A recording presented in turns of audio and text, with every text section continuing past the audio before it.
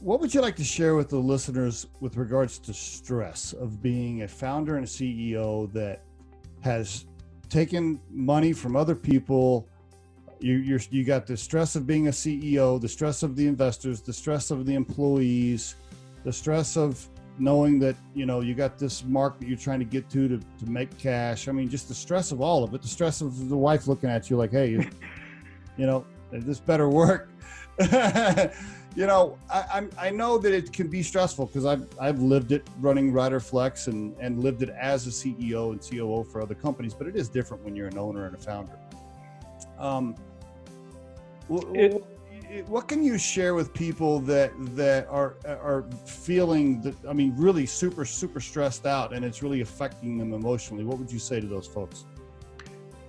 So there's a couple of different tiers, since you kind of put a lot of different pieces in this. The first big element that I would probably say for most owners as you're going into this is that you think that you're the one person that's going to solve all of the problems. And if you're a one-man shop, then yes, that is absolutely the case. But oftentimes when we start businesses, we've got anywhere between 2 to 4 other people that we enlist.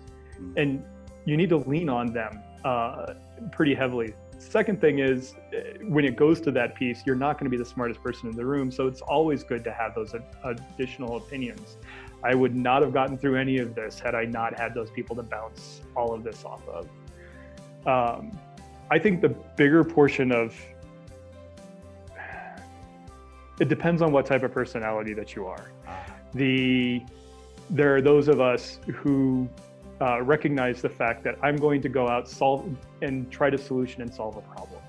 I mean, all of them are vastly different scales of different types of problems, but that's what we geek out at the end of the day in regards to. You're going to have lots and lots of lows and just few amounts of highs, but take pride in pulling yourself out of the lows in as small of those victories as those are.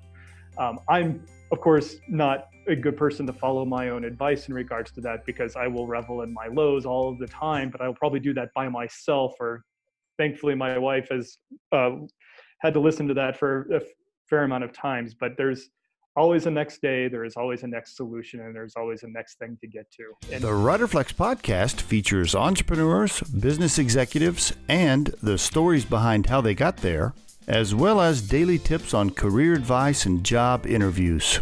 Our show can be heard just about anywhere these days, but you can visit riderflex.com and click on the podcast page to hear all the previous episodes and learn more about the recruiting and consulting services we provide.